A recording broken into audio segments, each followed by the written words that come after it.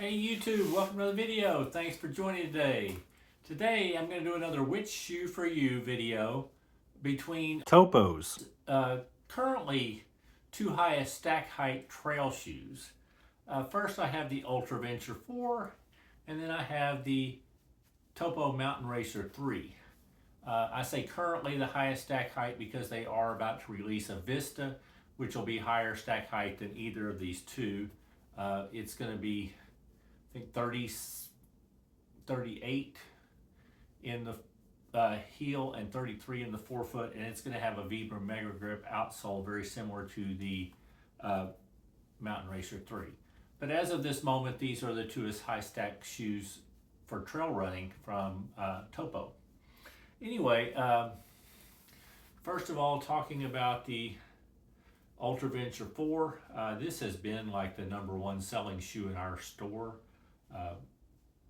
We're more trail focused store, and there are people that come in that are going to do a variety of trail and road, and we end up recommending this shoe quite often.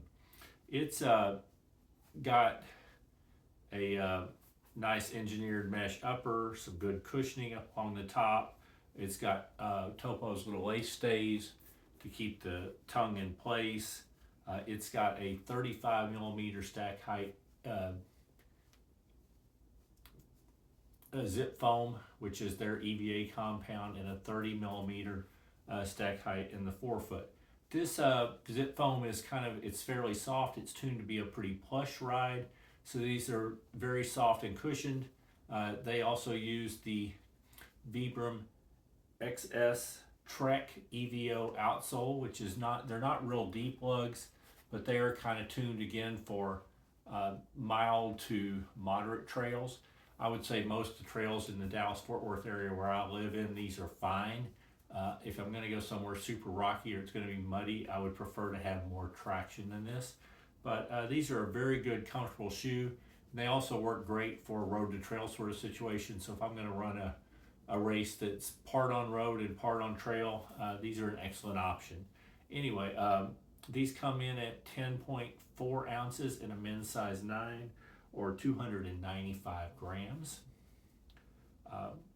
Very comfortable, good shoe. They come with Toppo's performance gaiter.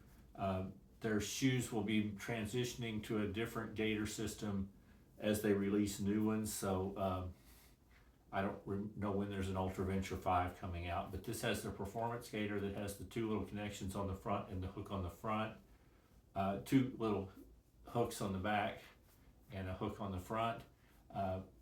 It will transition to this being a Velcro attachment in the back, so it'll be more universal across different shoes as they release trail shoes in the future. Comparing that to the Mountain Racer 3. This is also a shoe that's about to update. There's about to be a Mountain Racer 4 before long, but I'm comparing it to the 3. It's what I have and what I've run in. The 3 also has a nice engineered mesh upper. I do think it seems a little more breathable than in the Ultraventure, but pretty close. It again has a nice cushioned heel collar, a nice cushioned tongue, though not overly cushioned. Again, uses the Toppo's lace stays to keep the tongue centered and in place. It also has the zip foam midsole, which is actually a little softer than they had in version 2, but it is still, the zip foam in this shoe is a little bit more responsive than what comes in the Ultraventure. It's more meant to be a race shoe, so it's a little bit more responsive, and it's a little lower stack height. It's 33 in the heel, 28 in the forefoot. Though I would still say it's a very cushioned ride and very comfortable. It's just probably not quite as plush feeling as in the Ultraventure 4. But then one of the big differences in it is it has the Vibram Mega Grip outsole. So this would be a shoe that I would more likely use if I was going to be doing a trail race that's of a decent distance. I still kind of prefer for just short daily trail runs within the Toppo lineup. I'll use their Ultraventure 4, but this is really good for a rocky, technical, muddy route with that great Vibram Mega Grip outsole and a little bit longer distance race. So you could use it for almost anything, but those would just be my preferences. This shoe comes in at 10.1 ounces and 286 grams. So just a few grams lighter, but actually very similar. Both shoes actually sell for the same price. They're both $150, so it just comes down to a preference and where you're going to use it.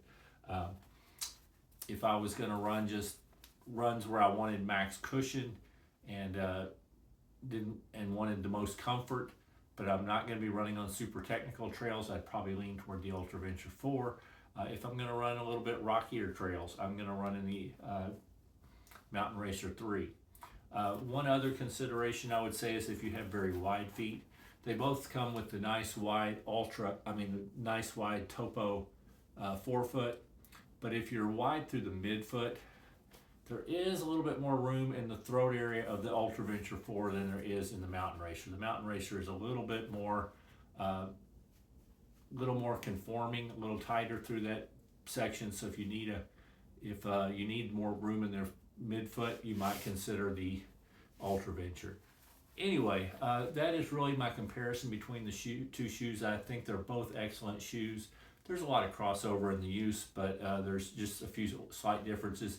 So it's really just a decision for you to make as to whether you want more cushion or you want a little bit more response, and whether you're going to run in real technical trails, in which case I think the Mountain Racer 3 might be the choice over the Ultraventure 4. Anyway, that's it for my review. I hope you enjoyed the video. If you like the video, please consider hitting the thumbs up, the like button. If you're interested in any more of my content, please consider subscribing to my channel. And other than that, I hope you're having a wonderful day and keep moving. The Ultraventure 4 with a new recycled mesh upper that gives it a fresh look. It has the same zip foam midsole and Vibram XS Trek EVO outsole that gives great traction for light road to trail and moderate trails.